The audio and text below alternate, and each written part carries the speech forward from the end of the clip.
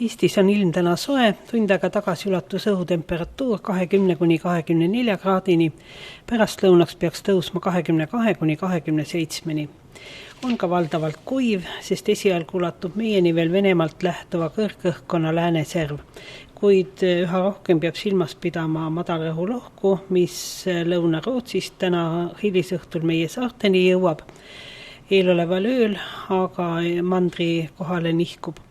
Kolmapäeval on see lohk juba Peipsi taga, et siis neljapäeva öösel jälle tagasi Läänemerele tulla. Ilm on lähipäevil muutlik, kuid soe. Eelolev öö tuleb pilves selgimistega, mitmel pool sajab hoovihma, kohati on äikest. Tuul puhub mandril valdavalt kagust, saartele ka edelast kiiruseks 4–10 meetrit sekundis ning sooja on 16–19 kraadi. Homne päev on enamasti pilves, sajab vihma, kohati on sadu tugev ning mitmel pool on äikest. Tuul on nõrk ja muutliku suunaga, äikese ajal võib olla ka tugevaid puhanguid. Õhtupoolikul alates Lääne-Eestis sadu lakkab. Sooja on 19–24, Kirde-Eestis kuni 26 kraadi. Kolmapäeval sajab kohati hoovihma, saju võimalus on suurem Ida-Eestis, võimalik on ka äike.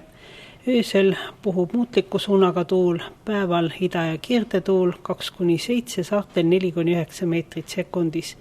Sooja on öösel 12–18, päeval 20–26 kraadi. Neljapäeva öösel sajab mitmel pool vihma, päeval on saju võimalus üsna väike. Tuul puhub idast ja kagust kiiruseks 4–11 meetrit sekundis ja sooja on öösel 15–19, päeval 25–31 kraadi.